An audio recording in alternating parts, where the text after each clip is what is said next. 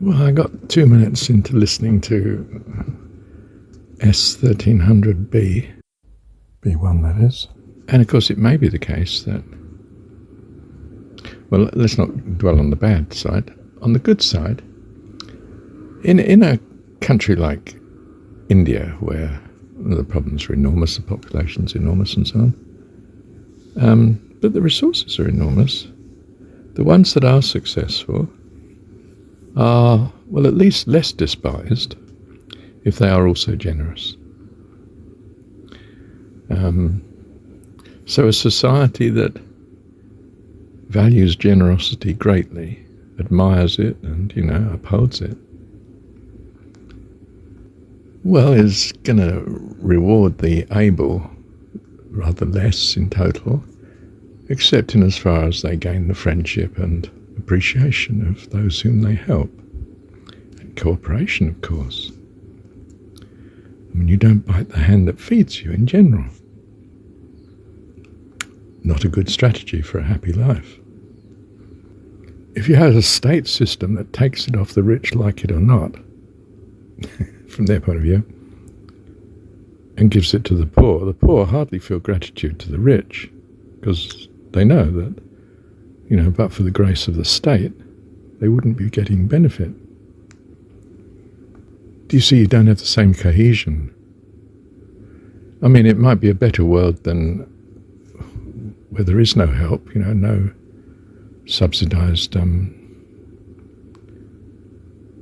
health, unemployment, old age, pension, and all those things that make the lot of the poor better, more bearable. But you don't have a contented poor. They still know they've not got anything like what the rich have got, and that the rich begrudge them every dollar of tax they pay. I mean, it doesn't sound like a united, happy society. I mean, how do they vote? Well, perhaps it doesn't matter how they vote because you can steamroll the democratic process, but it's not as good as a situation where charity is, it's not to be preferred to, is it? A situation where charity is valued and admired and rewarded. I mean, these tycoons that make a fortune out of murdering competition in the field and probably swindling the consumer as well. At some point they get so rich and they think, I think I'd rather have more prestige than more money. And they start to do wonderful benevolent activities. They fund the local hospice and, build the local theatre or music centre or help some school with its provision of scholarships and so on.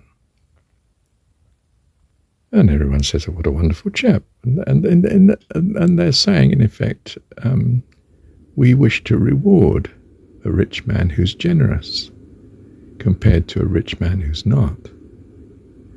Do you see, it buys loyalty, doesn't it? I mean, from a purely selfish point of view, it buys respect and admiration, and people are pleased to see you as opposed to throwing rotten eggs if they can get away with it at your car.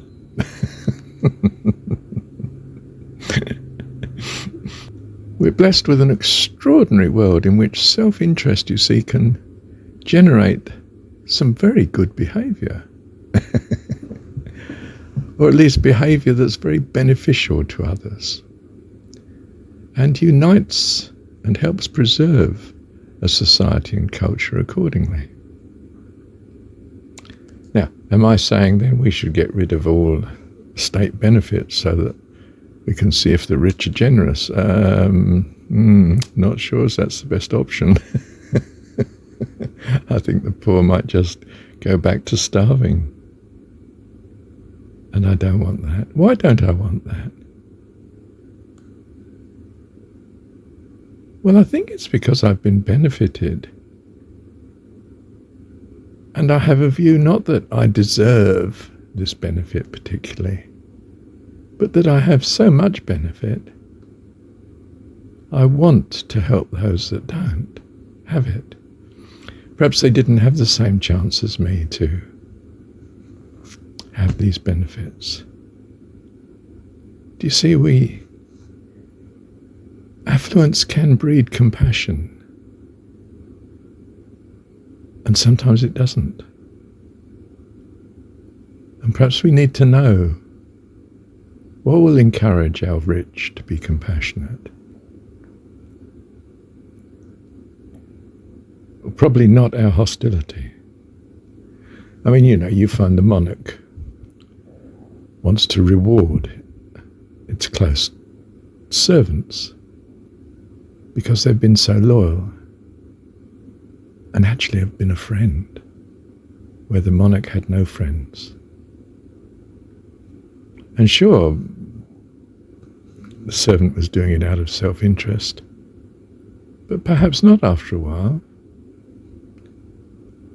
Perhaps they really valued what the monarch was, and valued so much having the privilege of being closer to them, where the monarch does reward them with favours. You see, we're in an interesting world where the self-interest it's a mixture, isn't it? Amazing mixture of good and evil, if you like to put it in those terms. Good and bad, or, what you want and what you don't want. It's an amazing mix of that everywhere. We think of the body as wonderfully and fearfully made, but our social structures are too. They're quite extraordinary.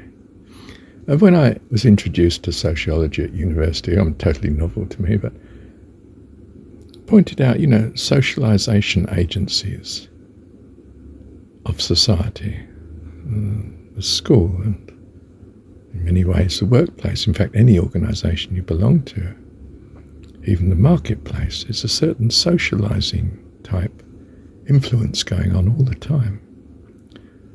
And you start to, have an appreciation of what was it, roles and norms and expectations and culture and so on. We are in, everywhere you look, astonishing, complex systems that are part of our world. Thank you, Heavenly Dad.